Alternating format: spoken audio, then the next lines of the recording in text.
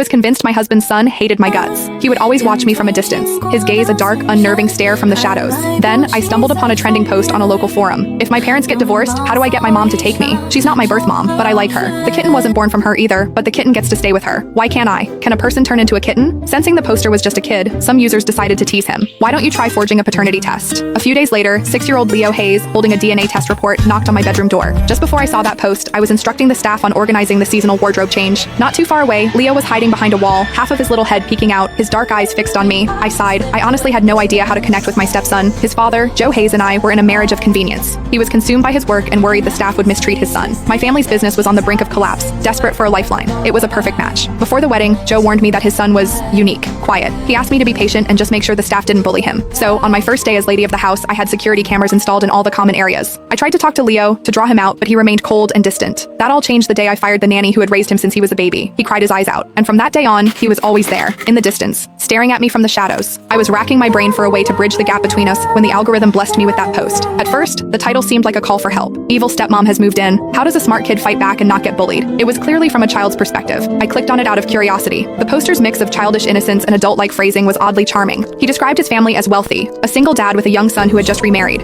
But the more I read, the more a strange feeling crept over me. The details were uncannily similar to my own situation with Leo. The only difference was the poster's reaction. Take the nanny incident, for example. The poster wrote, "Battle report. That woman fired the nanny who's taken care of me my whole life." I cried. The comments exploded. WTF, I thought this was a joke post, but this is a real evil stepmom. It's only been a few days and she already got rid of his childhood nanny. Dude, slow down. But a lifelong nanny? This kid is definitely rich. The new wife is probably a gold digger. She'll have her own kid, push this one out, and turn him into a useless brat to secure the inheritance. Poster, you're in danger. I've got a whole library of novels about evil stepmom schemes. Want me to send you some for research? Poor baby, you must be so heartbroken right now. The poster replied, "I'm not heartbroken. I cried because I was so happy. That horrible nanny is finally gone. She never let me dress myself. She even insisted on spoon-feeding me, going on about how I was a precious little prince born to be pampered. Before that woman arrived, the nanny kept bad-mouthing her and telling me how much better her own niece was, how she'd be a much better fit to take care of me. It was so annoying. I told her to stop, but she never listened, so I gave up. I'm so glad that woman got rid of her." Someone asked why he didn't just tell his dad. The poster, "Dad is really busy. I don't want to be a burden. I have to be considerate." Reading that, my heart ached a little. The other users were flooded with sympathy. Then, one user commented, "This sounds a bit off. Is it possible the stepmom saw what was happening and fired the nanny to help you? So the stepmom is actually a good person? Let's not get ahead of ourselves. It could have been a villainous plot that backfired and accidentally did some good." The poster, "I don't know if she's a good person. She makes me dress and feed myself now. She doesn't even care that I'm a picky eater. My old nanny would always force me to eat my celery. Today, she just watched me pick it out and didn't say a word." A user replied, "You're too innocent, kid. This is probably a classic move to make you weak and dependent. I have an idea. A test to see if your stepmom is truly good. You seem smart and articulate for your age, so here's the plan. If